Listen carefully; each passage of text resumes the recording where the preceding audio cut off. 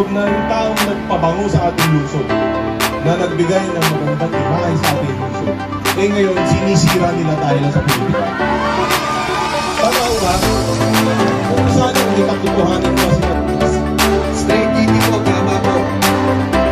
Pero ate, kaya tayo straight hindi dahil sa si Vice Gordon po kanina, maraming programa na banggit. Pero sana maalala para sa akin sa Panginoon, talaga makikita na yung integridad ng tao, yung honesty ng tao, yung confidence ng tao.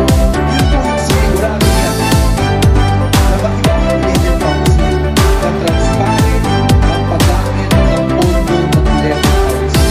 Sinabi po niya, kung hindi dahil sa presiding officer, baka hindi po Vice Gordon, bawat konsehal. Kaya sana po, asahan namin dito lahat kasi gusto nyo mag-straight na po tayo.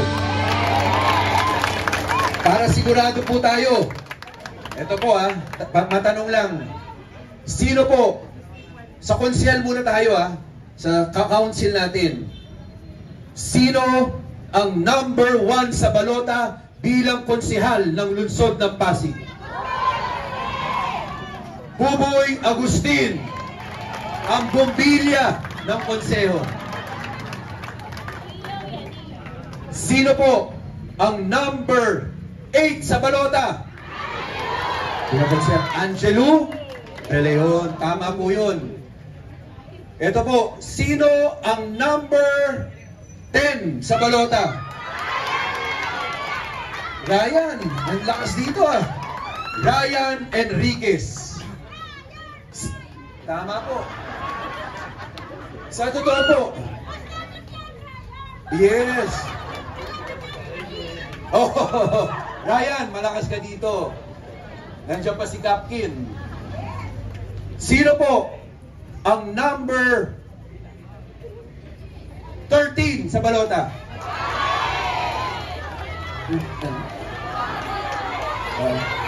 Warren Inocencio Oh, sinabi to sino Warren Inocencio para sure tayo. Sino po ang number 14 sa balota? Maro Martinez Delaila. O, ayan po kompleto na po tayo. Ayun. May kulang pa. Sino pa po kulang? Sino po number 15 bilang konsehal ng bayan? Boy Raimundo. Ayan. Siyempre po, sa Vice Mayor po, wag po tayong magkamali dyan. Sayang po yung narating na ng City Council natin. Sayang po yung transparency, yung honesty, integrity na nangyari dyan. Wag na po natin bitawan yon. Sino po ang number 3 sa balota bilang Vice Mayor ng lungsod ng Pasig? Sino po? Toto Jaworski. Ito po, of course, kaya tayo nandito dahil sa taong to. Pero syempre, para makumpleto natin, babanggitin ko pa rin. Pero again po, sa totoo, sana ma-realize rin po natin ang totoo. Yung mga programang ganyan, nagagawa niya nga dahil sa good governance. Pero yan po, yan yung nakikita nating lahat. Pero hindi natin nakikita yung behind the scenes. Sa totoo po, sigurado ko, maraming kakilala, kaibigan, o kahit hindi nga masyado kaibigan, dahil mayor siya, lalapit sa kanya, kakausapin siya, hihingi na kung pwedeng pagbigyan sila, dahil sa totoo, tumulong naman raw sila sa kanya, ay lalapit yan lahat. It's yun, hindi natin nakikita yun sa totoo. Yun yung mga behind the scenes na hindi natin alam. Sa totoo yun, mag-isa si Mayor Vico na tumatanggap ng kritisismo dahil sa tama niyang ginagawa. Yung sa totoo po, yung ibang kritiko dyan, o baka lahat ng kritiko dyan, una, gusto talaga nila sila si Vico. Yun naman totoo. Pangalawa, baka hindi talaga napagbigyan lang. sa hinihingi. Pwede naman talaga, inggit lang. Oo, kasi po sa totoo yung sakripisyo na binibigay po ni Mayor. Tayong lahat po kasi nakikita natin yung ganito, yung masaya eh.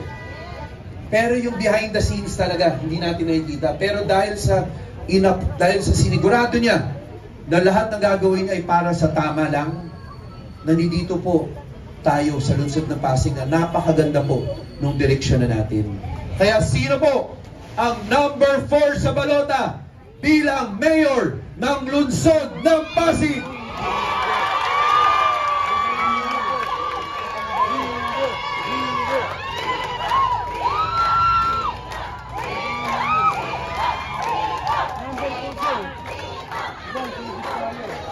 Barangay Manggahan, maraming salamat. Mabuhay po ang lungsod ng Pasig.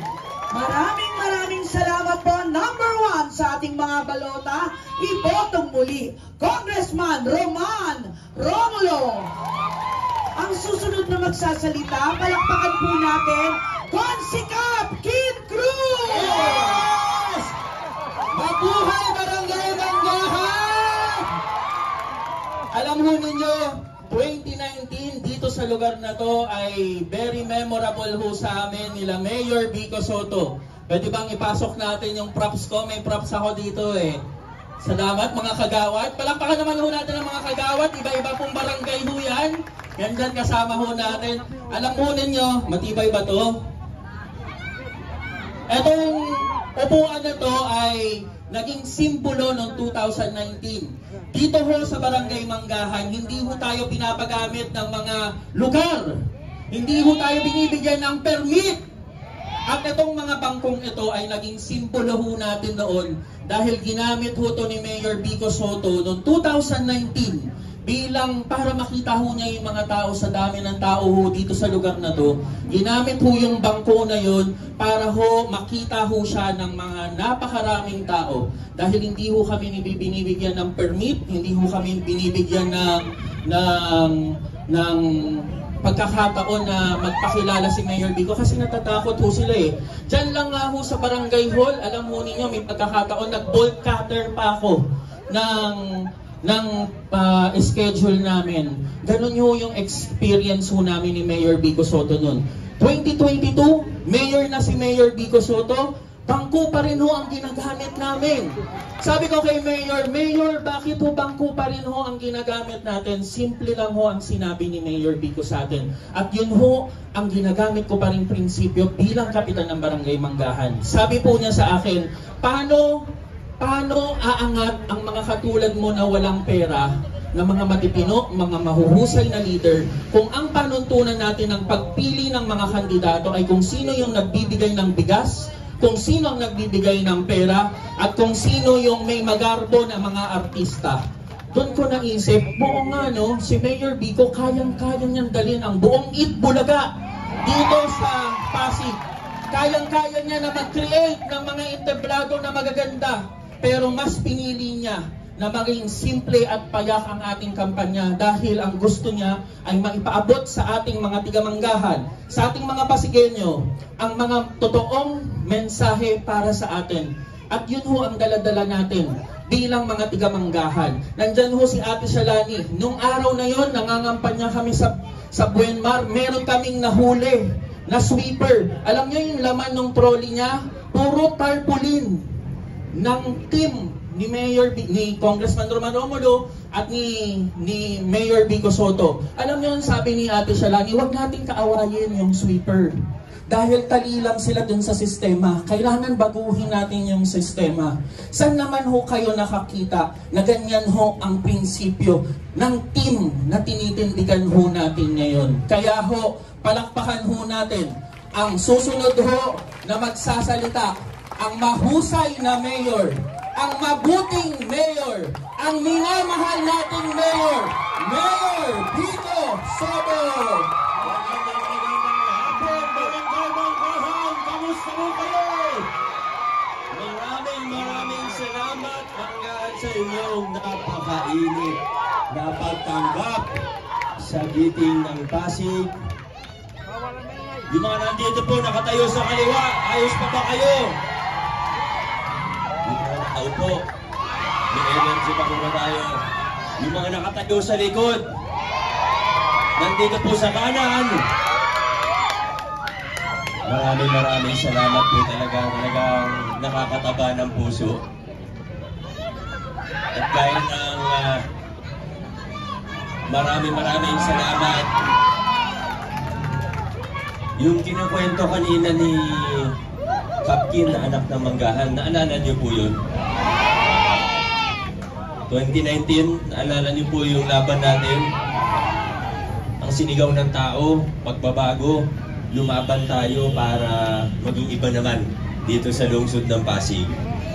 At siniguro natin na hindi magiging mababaw yung pagbabagong ipapakilala natin sa ating lungsod, kundi tunay na pagbabago, pangmatagalan na pagbabago na ikinabangan ng kasunod generasyon ng mga Pasigitnyo. Yan po yung pinaglaban natin. Totoong pagbabago ang pinaglaban at pinatupad natin mula 2019.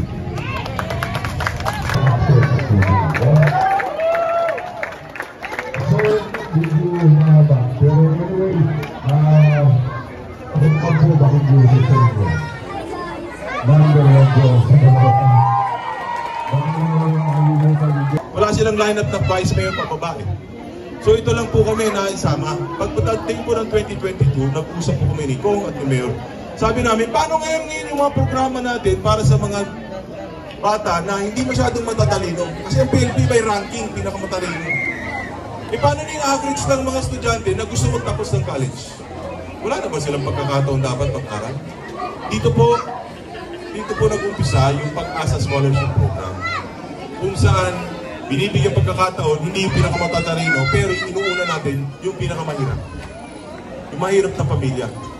Na dito sa Pasig City, hindi po dapat maging balakid ang kahirapan para makabot natin mga magulang ang pangarap natin sa mga anak natin makapagtapos ng mga pangaral na kwalidad. At proud po kami ngayon may report sa inyo na halos 2,000 na po ang nagiging scholar natin sa Pag-asa Scholarship Program.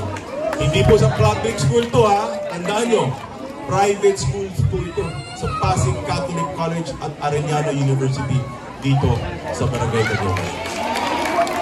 Ang trabaho ko po bilang mambabatas ay magsulat ng batas. Meron po ako mga pinamigay na pink na pamaypay. Sana po mabasa niyo yung mga iba-ibang batas na nasa kasulat dyan. Pero kahit pa paano, ilan lang babanggitin ko ngayong gabi. Una po, kasi kahapon, nandun kami sa Barangay Santolan.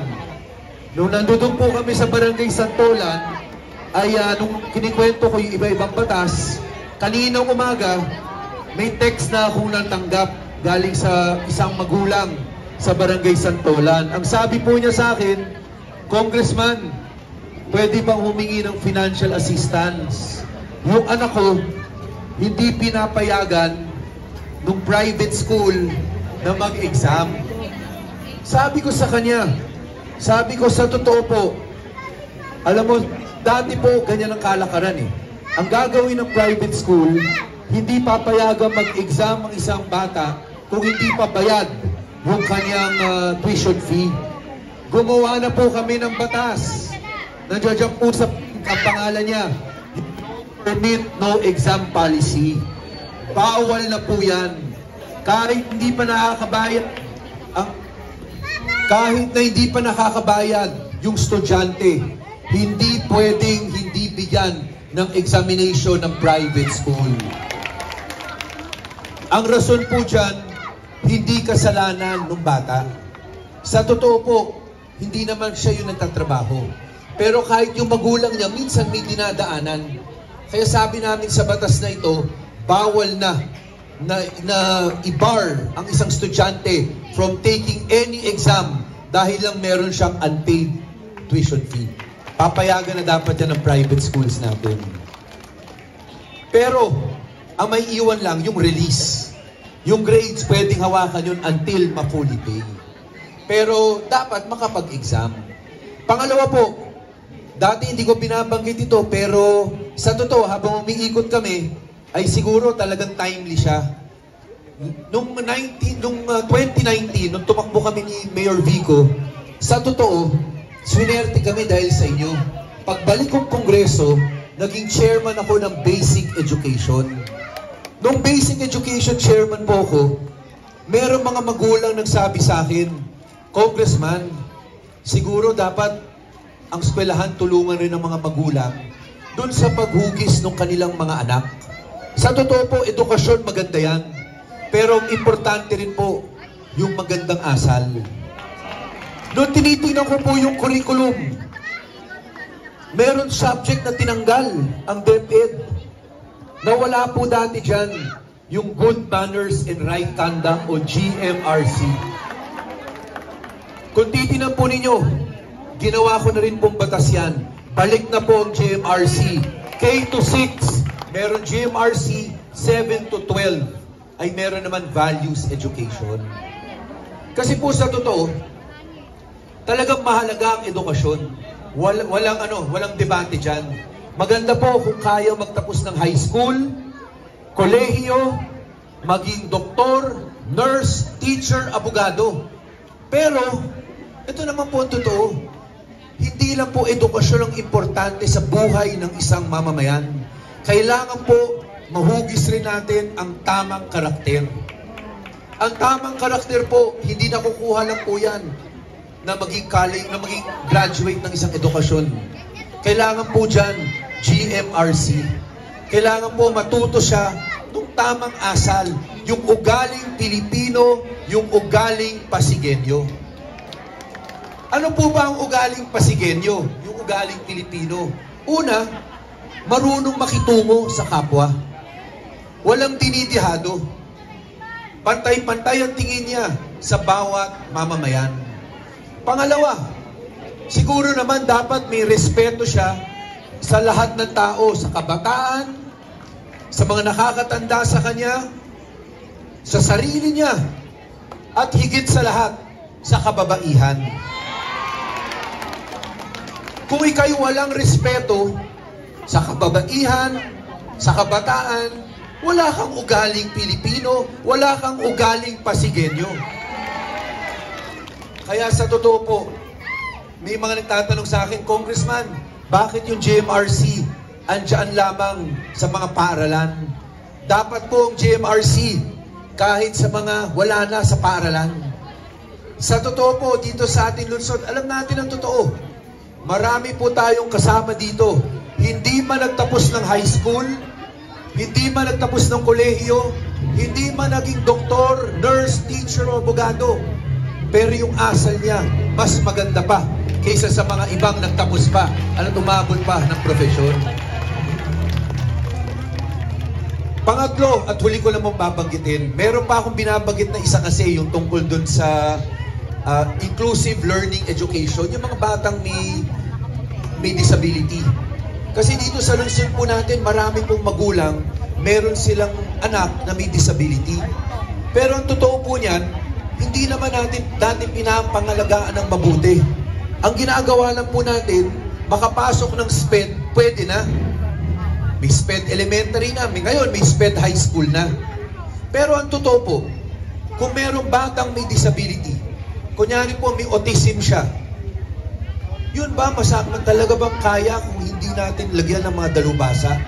Kung walang doktor, hindi rin po matutulungan yung batang may disability. Ang mga teacher po natin, mahuhusay, magagaling po yan. Pero ang pinag-aralan po nila ay syempre academics. Pag pinag-uusapan ng disability, kailangan natin ng dalubhasa. Pag autism, kailangan mo ng developmental pediatrician. Pagka yung problema po, yung disability, pandinig, mahina, malabong mata, doktor rin po ang sagot doon. Kaya sa bagong batas po na ginawa natin, nilagay natin yung SPED ILRC, ang mamumuno na po niyan, hindi lamang DepEd, ang Department of Health, kailangan kasama na ngayon sa SPED ILRC natin. Kailangan maglagay ng mga doktor. Ang assessment po, mahal yun. 2,500 to 5,000 para magpa-assess ng isang bata. Napakamahal po nun. Ang developmental pediatrician po, konti lang yan sa buong Pilipinas. Siyempre, minsan mauuna pa yung may kaya. Pero dahil sa batas na ito, maisasama na natin sa paaralan natin, kahit papano matutulungan na natin yung ating mga batang may disability na nasa DepEd schools natin. At may bonus po kung nilagay doon. Sa totoo, para sa isang magulang na may anak na may disability, ano yung mahirap po sa kanya yun, pero anong pinakinakabahan siya? Paano po kung mamatay sila? Sino mag-aalaga sa anak niya? Kahit may kapatid po yun, yung kapatid, maaring may iba rin may pamilya ng solo. Meron siyang mga problemang iba. Kawawa po yung anak niya. Kaya sa isang magulang na may disability, napakabigat po ng iniisip na lagi, lalong-lalo na paano kung wala siya. Kaya sa batas na bago na ito, sinama ko na rin po ang DSWD. Kasi kailangan makagawa ng programa na parang 4-piece program. Kahit wala na yung mga magulang, dapat andyan pa rin ang gobyerno para tulungan yung batang may disability. Yung iba po, hindi ko nababanggitin, yung mga ALS, mental wellness, yung mga batas, nasa pink na po yan, marami po dyan. Para hindi humaba. Pero may isa lang po akong gustong banggitin. Ito pong huling babanggitin ko, napasa ko na po ito on third and final reading sa House of Representatives. Kung naghihintay na lang po ako ngayon nung Senate version. Mark, pag senador ka, sana ikaw nang bahala dito. Pero right now naman, in fairness, dinidinig na rin po nila. Ang pangalan po nito, yung sinasabi ni Vice Dodon kanina, Education Pathways Bill. Ang Education Pathways Bill po na sinulat ko, ang objective po niya, amyendahan, reform, baguhin, at pagandahin na yung K-12 program. Ang totoo po, kahit ganong kaganda ang plano, pero yung implementasyon, mahirap. Hindi talaga makakabuti sa Pilipino yun. Etong K-12 po, nung pinangako nila noong 2012-2013 ito, sabi nila, pagtapos mo ng grade 12, makakakuha yung bata ng kalidad na trabaho. Sabi nila, magiging college ready. Pero dito na tayo sa 2025. Alam natin ang totoo. Yung trabaho na kukuha ng isang graduate ng grade 12, hindi naman nakatulong yung grades 11 and 12. Ang hinahanap pa rin po ng mga industriya ay college graduate or at least nag-second year college. So bakit na po nila yung buong slate nila? 12 po yan. 6 dito, 6 sa District 1. Kayo naman po lahat dito, marami kayong kaibigan, kaklase, o kamag-anak na nakatira rin sa District 1. Sana po sabihan niyo na rin, yung team meeting doon ng mga konsehal, boto, tulungan na po nila. Dito, Jaworski. Ito, siguro alam na natin sino yung sunod di ba? Pero sana po, sana ma-appreciate natin talaga yung sakripisyo na ginawa ni Mayor dito. Sa totoo po, ang dali kasi po na yung programa, basta may pondo, madali yan. Pero para umabot doon, sa totoo, nung hindi tayo nakatingin, sigurado po maraming lumapit kay Mayor dito. Sigurado marami dyan na humingi ng pabor. Pero ang totoo po, kung hindi sa ikabubuti ng Pasig at sa lahat ng Pasigenyo, alam natin hindi siya pumayag. Sa totoo po, kaya meron... Sino po ang number 4 sa balota bilang mayor ng lungsod ng Pasig?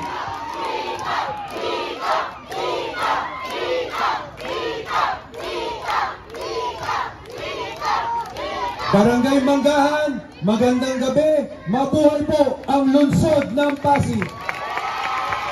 Maraming salamat, muling iboto ang number 1 sa balota, Congressman Roman Romulo. Barangay Manggahan, alam nyo bang napakaswerte ninyo dahil yung susunod kong tatawagin ay original na giting ng Pasig? Palakpakan po natin ang ating Cap King Cruz! Maraming salamat. Mabuhay ang Barangay Manggahan! Yung mga tiga Malbar, nakita ko yung presidente nila, nandyan si Pres Vladimir, ang ating mga toda, nandyan si Kuya Oda, yung mga angka ni Kuya Hamin, former kagawad Hamin Martinez, former kagawad Arnold Ramirez, former kagawad Judith Bansuela, at syempre yung mga kagawad natin, Cap Bobby, Bobis, Cap Albert Serat, Cap Sedi Cruz, Cap, syempre ang anak ng Lapu-Lapu, Danmar Santos. Asa na mga angka ni Danmar dyan? Mga tiga Malbar, Digil. Oo naman, mga angka ni Ate Chato sa kabilang Malbar. Mga tiga Digil, masayang masaya ho kami nandito sa Barangay Manggahan. Alam mo ninyo, galing ho kami doon sa Manggahan proper. At doon ho, sinariwa ho namin ang isang lugar ho kung saan unang tumungtong ho si Mayor Vico Soto sa isang bangko. Dahil ho, nung mga panahon na yun, 2019, hirap na hirap ho kami humanap ng permit dahil hindi ho kami nabibigyan ng permit. Hinahihirapan ho kami dahil yung mga tao ho ay natatakot. Ayaw ho magpagamit ng kuryente, pasimple lang ho nagbibiko. Ramdam ho namin talaga na talagang may takot, may palakasan system. At yun ho yung mga binuwag ho natin doon. May mga pagkakataon pa ho na inaalisan ho kami sa Villa Crucis ng ilaw. Meron ho mga pagkakataon ho sa Manggahan proper, yung basketball court doon. Sinaraduhan ho kami, pinadlock ho yun, binolt cutter ko po yun. Mga ganong experience na ayaw na natin balikan. Ayaw na natin balikan ang mga dating sistema. Mga sistema na mga pamaskong handog na sila-sila lang ang nakikinabang. Simple lang naman yung mga nagagalit kay Mayor Vico Soto eh. Dahil dati sila yung mahawak ng pamaskong handog. Ngayon hindi na sila nakakahawak ng pamaskong handog. Dahil pantay-pantay ang binibigay ni Mayor Vico Soto dito sa lungsod ng Pasig. At alam ko, Barangay Manggahan, hindi na tayo babalik sa dating sistema. Dahil ayaw na natin yung ganong sistema. Kaya ipinapakilala ko po sa inyo, ang mahusay na mayor, ang butihing mayor, ang minamahal nating mayor, Mayor Vico Soto! Magandang gabi, Barangay Manggahan! Kamusta po kayo? Maraming salamat sa napakainit na pagtanggap sa giting ng Pasig. Yung mga nandito sa kanan, gising na gising po ba tayo? Yung mga nandito po, mataas pa ba ang energy natin dito sa bandang gitna? Mga bata!